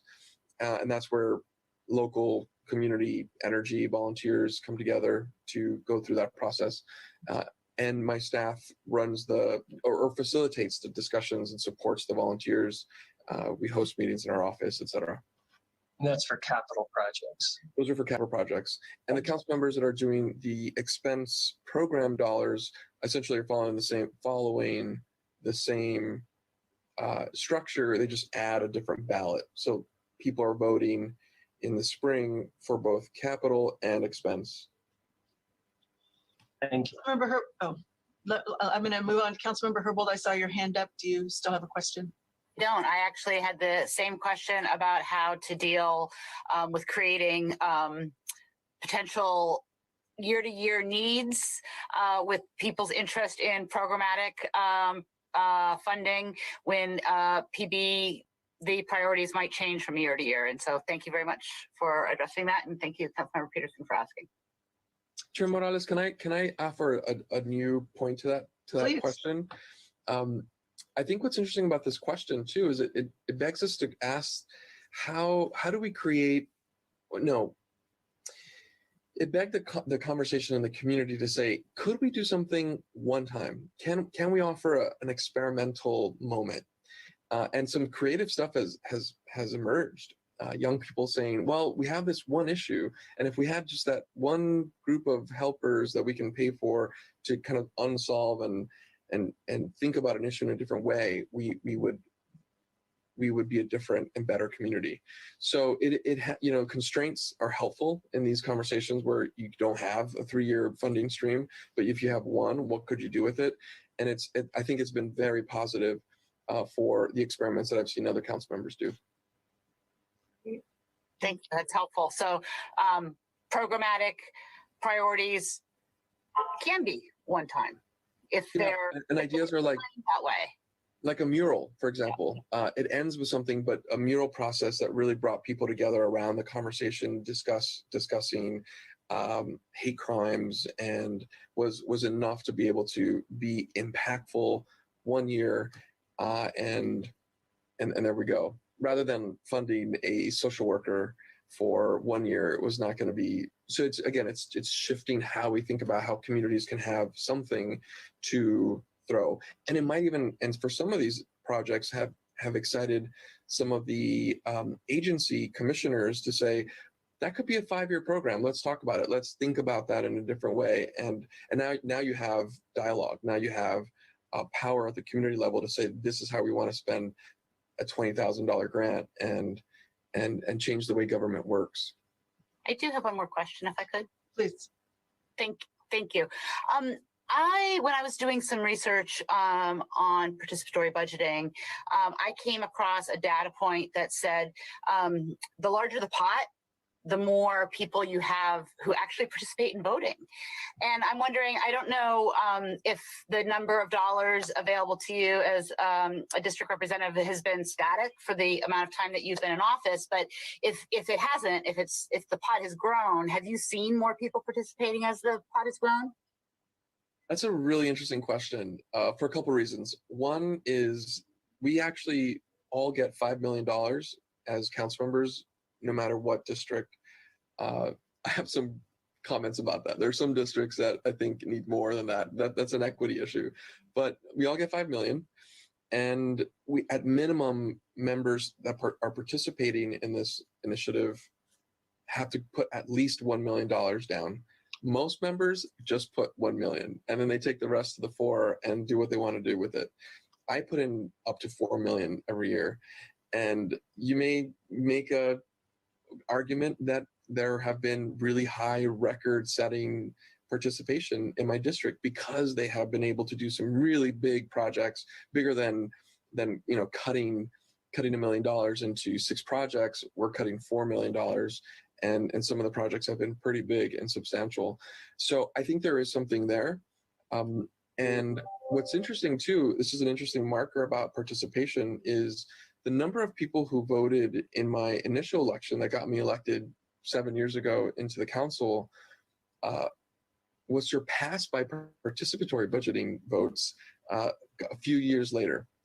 And so that was this really interesting moment where we're doing something right here. There's something going on where people are engaging because they're seeing their voice impact their neighborhood. And usually it's, hey, vote for the person, and they're going to give you something that's positive in the neighborhood. And here they're taking power on their own.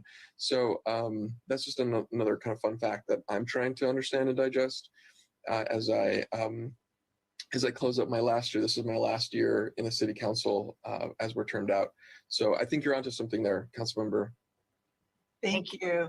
Well, and as you said, Councilmember Menchaca, you had young people voting, middle schoolers, you had people whose immigration status may have precluded them from voting in a city election, but who are still very eager to engage in whatever way they can. So, Sean, I would like to ask you one final question, and then we do need to move on to our next agenda item.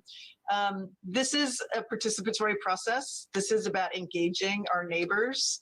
And especially neighbors who may have been left out in the past. We want them to benefit from this opportunity. So do you have thoughts about how we could make sure that people even know this opportunity exists? I think a lot of the things that we've heard about how the participatory budget process has worked in the past, because a lot of it was just online voting, for example, is that you had to already be engaged with the city in some way to know that you had the opportunity to vote.